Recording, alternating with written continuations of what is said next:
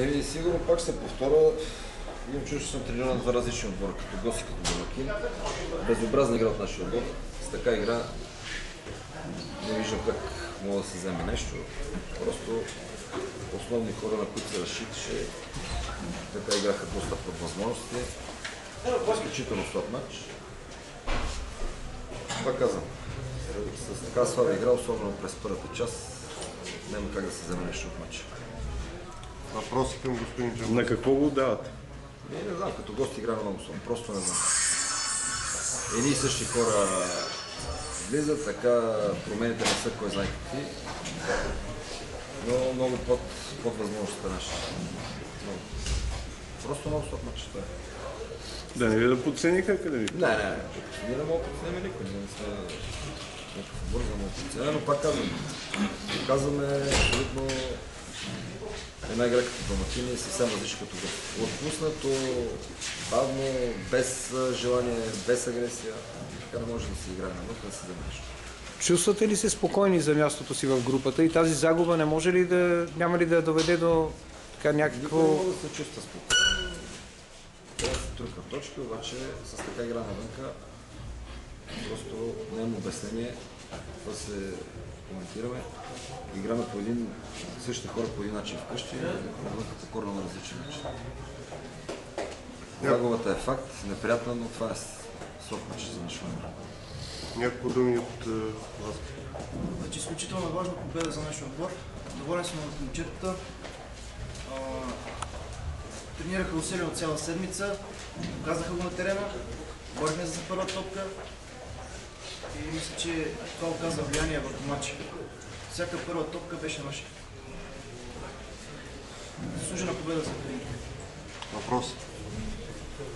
Ако няма, благодаря ви, колега. Таблицата Монтана да няма да дадат. Монтана има доста мачове, които ще изиграе така както трябва и се надявам отбора да играе както вкъщи, така и навън и мисля, че всичко си е нормално. Какъв е проблема да си играе навън? Значи Джамбазки го сподели също и вие го казвате. Какъв е проблема на този отбор да играе навън? Явно психологически. Явно момчетата се притесняват в даден момент. Виждате, че след като ни вкарат гол, започваме, но този матч мога да ви кажа, че това е една нелепа ситуация при първия гол. Мисля, че Трифонов се подхлъзна, така че всеки бърка, но явно ги притиска напрежението навън и не могат да разгърнат това, което правят в момента. За може да е интересен факт за публиката, която е била на стадиона. Не, наистина труден матч, да. Ами, какво ви кажа, подходихме сериозно, в смисъл, знаехме, че този матч е доста важен за нас. Искахме и успяхме да го вземем. С желание повече бих казал. Имахме възможност още първото време да водим с 2 гола.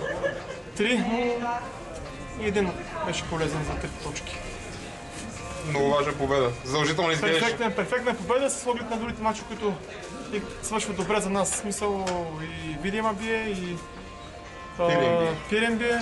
Добре за нас, така че от тук нататък малко по-спокойно. Да не забравяме, че имаме още така домакински мачове с Калиакра, мисля, с Берое, които са важни за нас. И от тези мачове до края, които имаме, ако вземем поне още 4-5 точки, 6 бих казал, е перфектно за нас. Накрая, защо се дръпнахте? Монтана имаха последните 20 минути положения, може да изравнят. Умишлено или просто ви притиснаха? Ако бяхме излезали напред и бяхме карали 2-3 гола, нямаше толкова интересно за хората, пак казах, така че по-добре да има инфарктни моменти, за да може да има атмосфера на семействени средства. За шоуто го направихте. Не, шугува се, но такъв футбол, това е. Важен матч. Като гледаме в програмата, този класиран, даже много важен. Ама какво да кажа, може би в този матч така успехме да вземем това, което трябваше. Чест им прави на момчетата, че намират винаги за важните матчове, касаещи нашето класиране, намират сили и воля, за да прилагат на терена това, което искаме ние. Аз си свалям шапка, така че съм много доволен от тези 3 точки. Прилагаха го май 70 минути примерно, накрая Монтана доста ви притисна.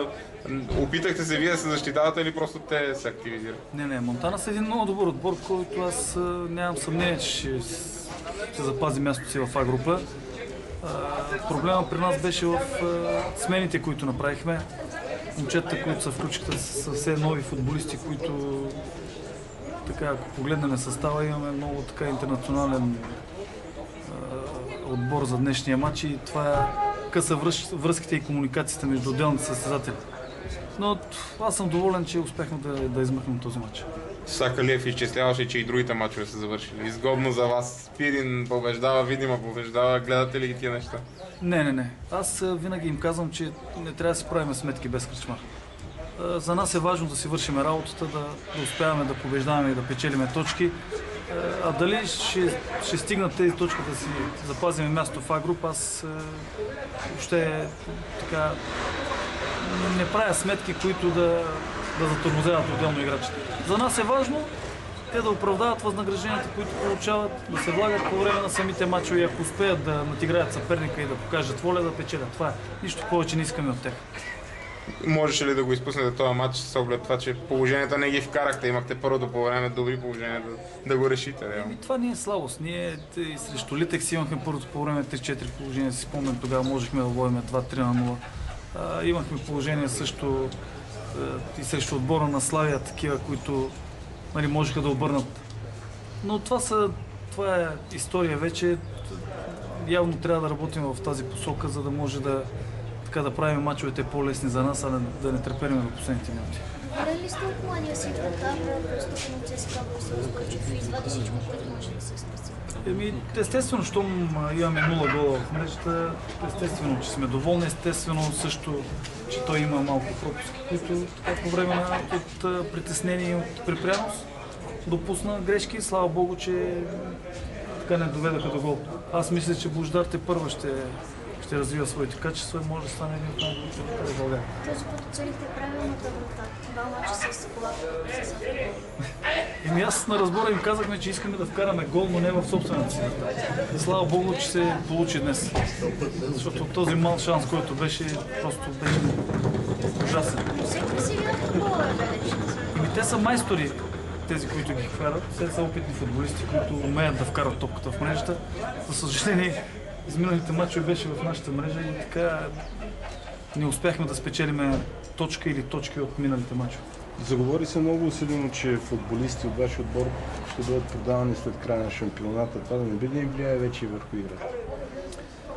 Не, аз им обяснявам, че последните 3-4 кръга идват емисари от чужбина, постоянно да наблюдават футболисти. Не казвам точно кои имена. Даже днес имаше също с чужди наблюдатели. Но този път им казах, че наистина има чужди скаути, които наблюдават футболисти, които искат да им свършат работа. Не говориме за млади футболисти или на възраст. Говориме за хора, които могат с възможности и опит, които играят футбол. Надявам се така да се стигне до някакъв трансфер, за да може да си помогнем ние като клуб. От юго-источната ни съседка ли бяха емисарите? Не, от европейска държава. Да, мога да кажа, например, Висла Краков. Така че вие си правите сметки. Благодаря ви много за вниманието. Надявам се така да продължаваме.